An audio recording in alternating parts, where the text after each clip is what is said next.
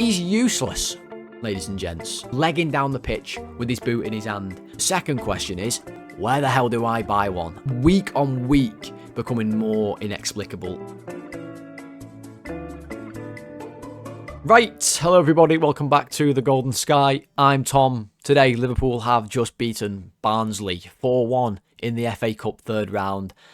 What a weird game. There is nothing more berserk than an FA Cup early doors, early round tie. It is always mental. There's always random stuff going on. And that game was full of it. And we're going to talk about it today. This is the player ratings. Let's get the lads on the board who played in the game. Here they are.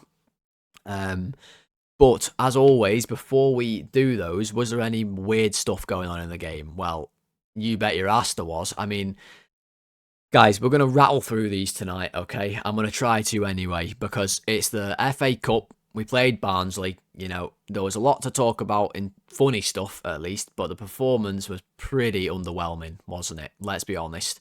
Once again, pretty boring football. But we win. That's all that matters, I suppose. First of all, the most important thing on everybody's mind today has to be, why on earth were Liverpool wearing pink jackets to start the game? Where did they get them from? Did someone do the washing wrong? Has Carol and Caroline, the former dinner ladies on the Klopp, have they moved into the, I don't know, the washing department? And have they got it all wrong? And they've dyed our red jackets pink. Is that even a thing? Or white? Were they supposed to be white and they've dyed them pink? The second question is, where the hell do I buy one? I need one right now. I'm going to do every player ratings in it for the entire rest of the season. They were amazing. I want one immediately. Right, before we do any actual players today, we're going to start once again with the Muckery Index. So here it is. Now, the logo for the Muckery Index is the VAR logo, because it's normally we're talking about VAR. But today, like a gift from the Lord above, there was no VAR, and it's always the sweetest of all the games, the early FA Cup and Carabao Cup games, because there's no VAR, and every time everybody says, oh wow, it's so good not having to watch a game with VAR. The commentators say it, the players say it, everyone says it, yet we continuously go back to having VAR for the Prem, which, as we all know, is shite. However, there was just enough to talk about Muckery today. Not a lot of Muckery going on in that game. I thought the ref did all right. However, there was one man who absolutely, there was one incident, there was a penalty, right? An incident. It was clearly not a penalty, Szoboszlai clearly got the ball. But Mr. Ali McCoist and his mate Fletch on commentary, who, as we all know, is an enemy of the Golden Sky. I hate that guy. He just winds me up beyond belief. They spent a good 10 minutes talking about if it was a penalty or not, and Ali McCoist was convinced that it was a penalty. So the Muckery Index tonight is a simple one. We're going to go with Coisty, who, that's what Fletch calls him, which makes me want to literally rip my ears off. I hate it so much. Coisty is effing blind. That's what we're going to go with today. That's going to stay on the screen the entire rating, so everyone knows Ali McCoist is blind. Check yourself into Specsavers, my friend, because that was clearly never a penalty. Right, Mamardashvili in the net. Well, he made a couple of saves in the first half, which were a couple more than he should have had to make in that game, by the way. Barnsley are lower than Exeter in the footballing leagues, and Exeter just got beat by City 10-1. So we should have really obliterated Barnsley tonight, in all honesty. And we beat them 4-1, but to be honest, we didn't really obliterate them, did we? It was more of a... It wasn't really a 4-1 game, to be totally honest with you. Mamardashvili had to make a couple of saves. He did that all right. There were a few from distance that I can think of. Nothing crazy, but he had to save them. And then he got sabotaged completely by our own team, by Szoboszlai, who decided to play a little practical joke on him. And then a bit later on in the game, my mum tried to say his name, and the best attempt she gave us was Marmalade Village. That's where we are. So from now on, in my mind, it'll be called Marmalade Village, and he gets a 6 tonight. He didn't do anything wrong. He was just stood in the net. Right, Frimpong played right back. He's going to have to play right back a lot. I hope he stays fit because I don't want to see Gomez here because Frimpong is the bee's knees, my friend. In fact, I think he's actually faster than the bee's knees. I've said this before, he's like grease lightning once he gets going, and tonight he was stood up in front of that fella for Barnsley at the back who was, he sort of adopted the Shakira method of defending. Well, it's not even Shakira, she shakes her hips really, doesn't she? It was more Ice Spice level of defending, just shaking. Just stood there, just doing a little shimmy, watching Frimpong, who just decided to just fly past him onto his left foot and leather it in the net. Bit of individual brilliance from him. It was really, really good. As we've come to see from Frimpong, he's an absolute threat once he gets into the box. And I can't really think of all that much else he got up to tonight there, really. Like, it's linking up with Chiesa on the right wing. We'll get to Chiesa later. It's a little bit like, I don't know, linking up with your 3-month-old child down the wing. He was basically playing right wing and right back. He's good. He's a good player. I'm going to give him 7. 7 for the goal, and he really didn't do anything else that I can think of in that game. Gomez did, though. Oh, God, he was bad again tonight. I don't know what it is with Gomez. Like, when he plays centre-back, he is actually a disaster. Like, every time. I think he's played centre-back now against Palace in the Cup and against Barnsley in the Cup, and both times he was an absolute walking liability. We're talking Ibu Konate against PSV levels of bad. That's what we're talking here. Titus Bramble levels of bad. He's awful. The first thing he did in the game, he gave it away to them, and they almost went all the way through. Luckily, we managed to get back. Then he had to take a yellow card because he got skinned by, I think it was that lad who played on the left wing for them, who, by the way, is apparently Ronaldo. What the hell? What the hell? Who's that fella? Cleary. Flipping heck. Someone needs to get... I was saying at the end there, Arne Slot needs to have a word with him and say, hey lad, do you fancy coming to us and standing on the touchline and doing naff all game, because we've got Gakpo doing that at the minute, and you could do it just as well as he does, if not better. You could stand right on that touchline and just stink up the place, no problem. That's what Gomez did tonight. He was just on a self-sabotage mission, and he couldn't even fully sabotage us. So, I don't know, he got brought off. He's going to have to stay fit because we need him for cover at right back and centre back. He's currently our only depth for both those positions. So, not looking good, is it? If only we were in a transfer window. 3? I don't think he was very good at all, guys. Van Dijk played. There was a bit in the first half where the lad up front for them, who, by the way, Ali McCoist said something about the fella's dad, as though we'd all know who Barnsley's striker's dad was.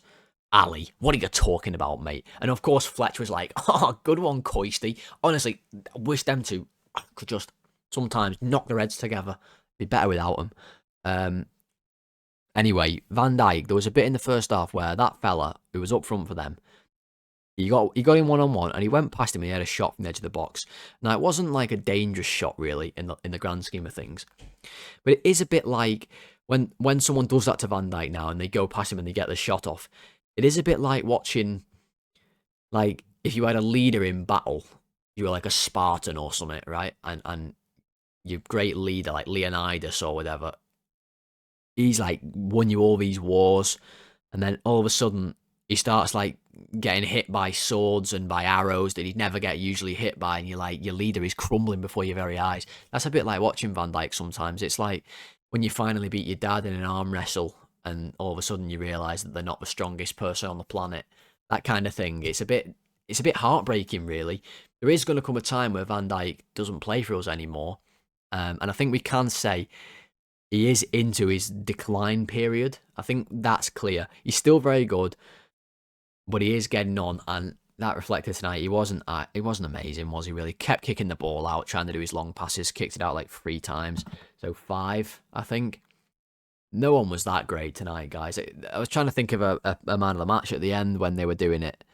I mean, for us, the person they put up for us was Curtis Jones. We'll talk about him in a second, but that sums it all up. I mean, we were not very good tonight. Robbo, Ah, speaking of finished, this guy, wow. I mean, it's a real shame what's happening with Robbo, to be honest. He's like, it's a bit like watching, if you had a, it's a bit like watching a gorilla try and fix a watch. It's just not, there's not anything good going to come of that. It's useless. Because watching him try and underlap or overlap or just cross the ball in general, it's never, it doesn't work. I was asking tonight, when was the last time he put a good cross in? And why was it in the year 2021? I've not seen him put a good cross in years. He just can't. He seemingly can't do anything. It's sad to see. Once he was so good, he picked the ball up on the wing. He just fly down the wing like a bullet, cross the ball in brilliantly, and someone would score. Nowadays, he can't run, he can't cross, he can't kick it with his right foot. He's never been able to do that. I don't know. And Slot always makes them underlap.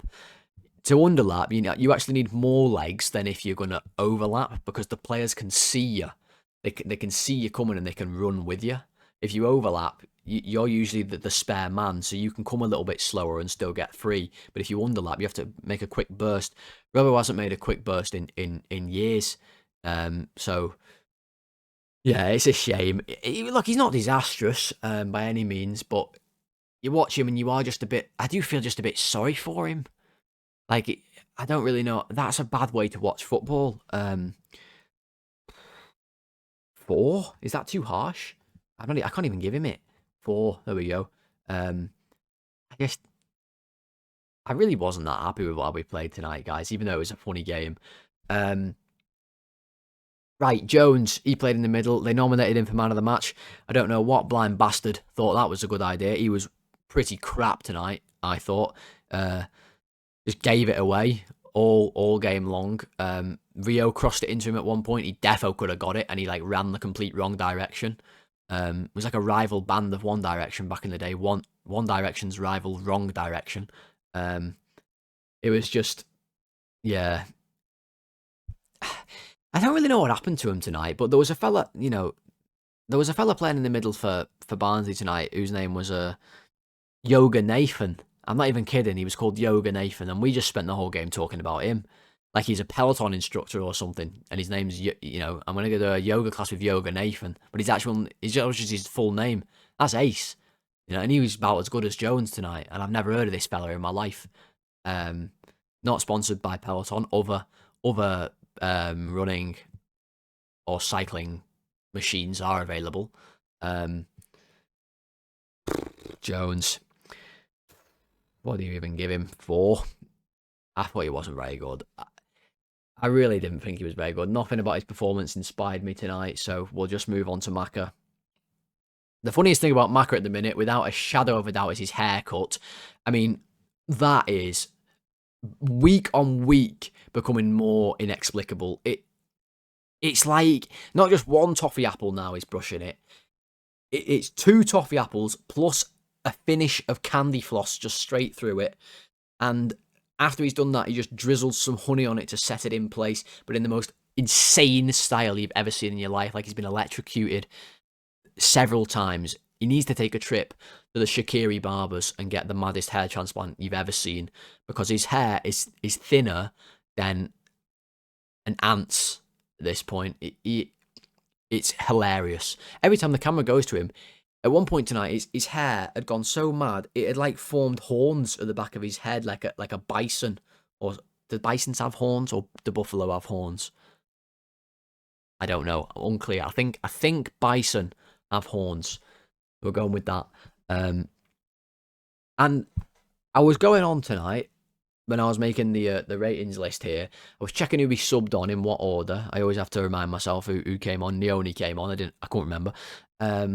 And I saw that McAllister had 2 assists. And I couldn't fucking believe it, to be quite honest with you.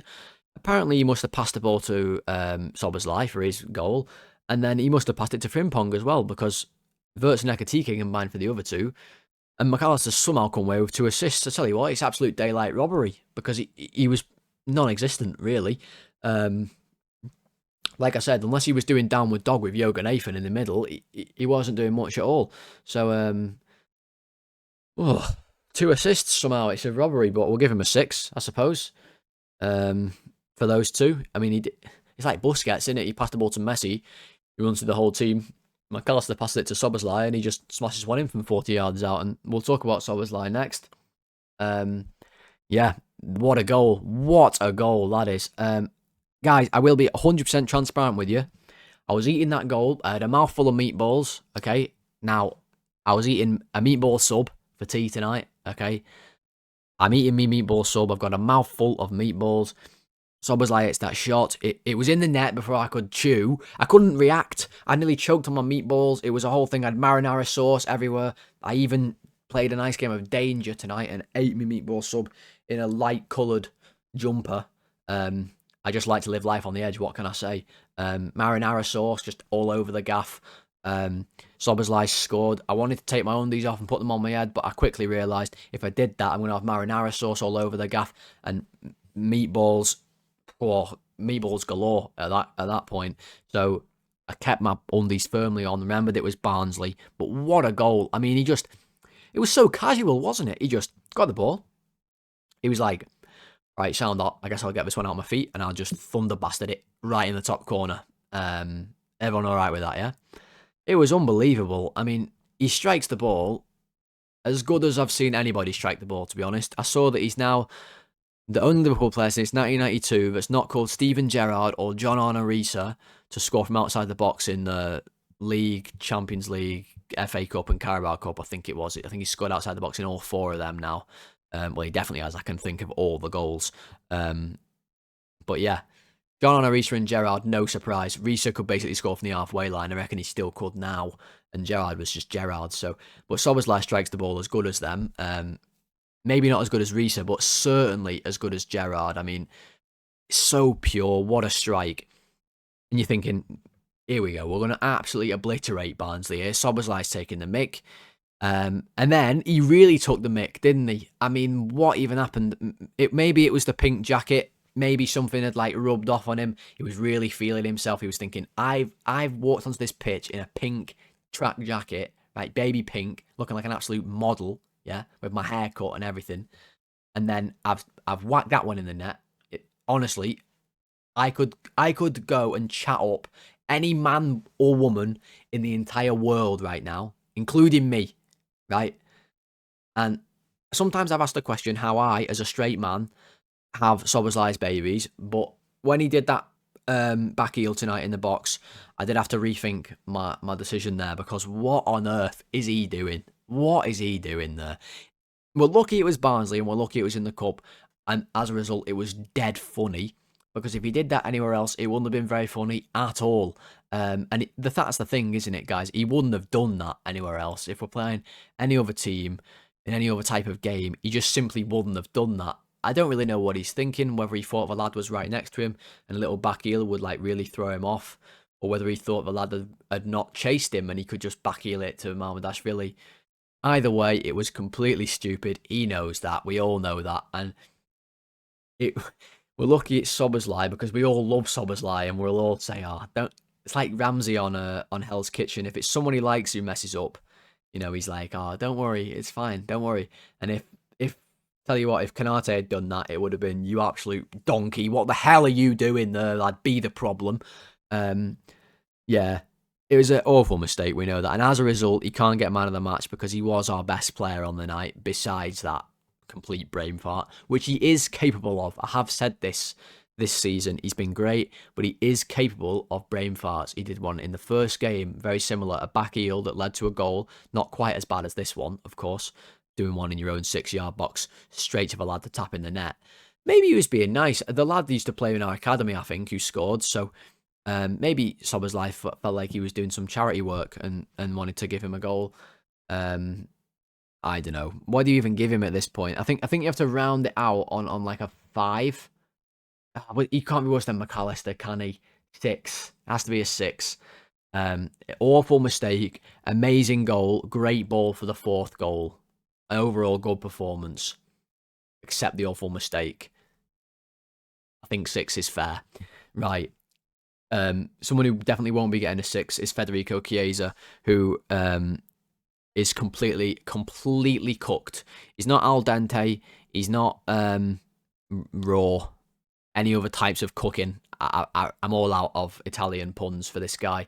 Let me just say it like this: he's crap. He is. I'm sorry, guys. He's got a great song. He's funny, but he's actually rubbish. Is the main problem with Chiesa is his actual just football ability is the main issue. Which when you're trying to be a footballer, is quite a large issue. It's a bit of a crutch, really. You've got to have a bit of footballing ability to be a good footballer, and he doesn't seem to have any.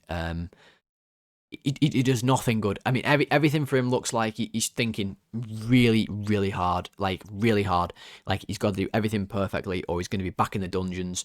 But I think there's a reason why he's in them dungeons.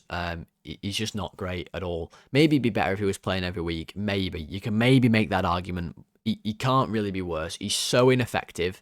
He looks like he's got no legs to go, like, beat someone anymore. Back in the day, Chiesa used to have loads of pace. Doesn't look threatening, doesn't link up well. He just runs around, really, is what he does. He just runs about. I give him his credit, he works hard, but that shouldn't be something that we really praise. That should just kind of be a given, really. He's just not very good at football. I'm giving him a 3, same as Gomez. He's pretty cooked, Chiesa, but he might not be quite as cooked as Cody Gakpo. It's difficult. These two are both equally burnt, I think, is probably the best way to phrase it. Like, you've left them in the oven for at least 2 weeks longer than you should have, and the house is on fire. Everything's a disaster with Gakpo. I mean, his house might have even burnt down. He's that cooked. He's useless, ladies and gents. I'm going to say it like it is. He's absolutely useless. Name me one thing Gakpo can do well at the minute, or for like a while. You can't. He doesn't even cut inside and shoot well anymore. When was the last time he did that without getting it blocked? Seriously, like, he doesn't do it. He tried it in this game, he got blocked. He played up front. He's not a striker. We all know that. He's got to play striker because no one is fit for us at striker. We brought on a striker today for 20 minutes or so. He got a goal and an assist. He's actually good at football. Gakpo is like, fucking hell. I honestly think we've got to a level now where if Gakpo was playing for West Ham and we were watching him every week, you wouldn't be like, he's good. You'd be like, he's crap. That's like when I watch Everton and I see Beto, Barry and Beto chuckle up front, I think they're rubbish. Do you know what I mean? I think Gakpo could join them as the third chuckle brother. The chuckle triplets. Barry, Beto, and Gakpo chuckle. Anyway, the funniest thing he did all night, which honestly was like something out of the Chuckle Brothers, without a shadow of a doubt, one of the funniest things I've ever seen was when he starts, from out of nowhere, still don't know why his boot was off, legging down the pitch with his boot in his hand. Why on God's green earth was his boot off? Why did he run with it in his hand? Why hadn't he just put it back on? And then it broke my mind because I was like, has he just found a loophole? Like, if he had his boot in his hand, right? If someone had crossed that ball in to Gakpo and he'd have thrown his boot at it, right? And it had deflected the ball into the net, would it have been a goal? Is that allowed? I want someone in the comments below to find out if that would be allowed or not. And if it would be allowed, tell me. Equally, if it wouldn't be allowed, tell me. But phrase it in a way that won't make me completely heartbroken that football is no fun and you can't throw your boot at the ball and score goals as a result. Because I think that's a hilarious way to score goals and you should be allowed to do that. It really got me thinking about that. Yeah, it looks ridiculous. He's rubbish. Yeah. What else is there to say? Somehow he played 90 minutes. I give him a 3 as well. Rio. Yeah, Rio's bright. Absolutely is bright. He's much brighter than Gakpo and Chiesa in this game. Very, very skillful, as we know about Rio. What I like about Rio is when he gets the ball, he likes to really punch balls forward into the front man. Like, he does that quite a lot. He'll dribble a bit and then something will open up inside him and he really punches the ball in. I like that. That's a good element of his game. Teams seem to get really, really tight to him in the first half. It was the same when he made his debut last year against Accrington Stanley. They get really tight to him and don't give him any room to dribble. Tonight he showed a few decent turns. I loved it in the second half when he got the ball on the left wing and he really very quickly dribbled inside, like ran past a few players and definitely got fouled. The ref didn't give it, but that's besides the point. Just like to see those things. We do really, really struggle to break down a team when they play a low block. I mean, we played Barnsley tonight. Wigan beat them the other day, by the way. Wigan. Okay, I could go and watch that for like a fiver at Wigan, right? They beat these lot. So these lot that we're playing tonight are, in no uncertain terms, rubbish. But we still, because they sit 11 men behind the ball, struggle to make chances. Szoboszlai's goal was individual brilliance. Frimpong's was individual brilliance. Wirtz Ekitike combined twice to basically make the other two goals. Good ball from Szoboszlai for the fourth one. Other than that, we don't really create a lot of chances. And Rio was more effective than Chiesa and Gakpo, but he's obviously very young. He hasn't played against this type of defence a lot. We do need to figure out a way to sort this out, to get past this, because we can't just...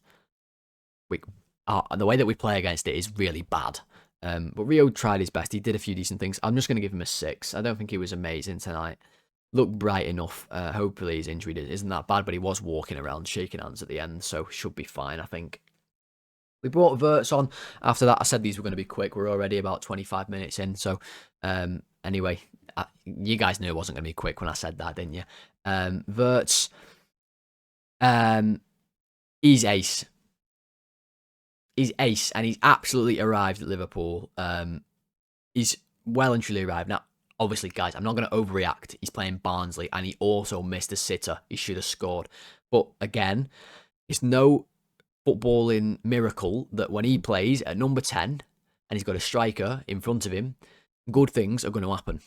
It's really not a difficult thing.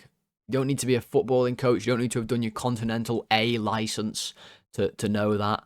The fact that we've watched him play on the left wing or right wing or wherever the bloody hell else he's played this season whilst we've been shite, and he's tried to settle in, is beyond me, because at number 10, I mean, yes, he should have scored the first one, but he's in the right area to get the chance. He should have scored it. He was a bit too casual. But then the ball gets fired into Ekitike. Lovely flick. We'll talk about Ekitike in a second, of course. Wirtz just takes it in his path, curls it easily, effortlessly into the top corner. What a goal. Made it look so simple. Love to see it. That's his third goal in, I think, is it like 4 games or 5 games now, I think, for Wirtz. Yeah, well and truly arrived. Looks fantastic in that number 10 position, which, like I said, is no shock to anybody. Then the pass for the fourth goal looks very easy. Good run off the back of the defence. They finally gave us a bit of space in behind. He makes the run, gets it. The pass, it looks easy. Let me tell you, that's not an easy pass. It's a bit under his feet when he has to like sort of jump and dig it out. He puts it perfectly in the path of Ekitike, but not so it goes to the goalkeeper. The weight on it's perfect. It's a really good ball, and Ekitike finishes it off, as all good strikers should do. In fact, let's do a little duel rating here for Wirtz and Ekitike. Ekitike, he obviously came on at the same time. He was involved in both moments where Wirtz was also involved. Lovely flick, like I said, for Wirtz's goal. Doing all the right things a striker should do for the fourth goal. And his goal, that's exactly what you want your striker to do. Get in those positions, finish the chances off. At one point tonight, he nutmegged someone or something on the wing, and for a split second, I thought it was Gakpo, and I thought, bloody hell, that was quite good from Gakpo. And then I realised, oh, it wasn't Gakpo, it was Ekitike. Of course it was Ekitike. It was something good. So yeah, these two, they're both ace. They link up really well together. That's only going to improve. Let's give Wirtz a 7 and Ekitike also a 7, I think. Tonight, I think they were both very good. Not very good, but they were both good. We're playing Barnsley. Konate also came on at the same time as them. He didn't have a whole lot to do, except he just kept getting battered. Every box he went into, his head seemed to get smashed into. And then at the end, they went through and he did just have to swallow someone up. I mean, he just turned on the jets and inhaled the poor lad. It was honestly really good defending, to be honest, from Konate.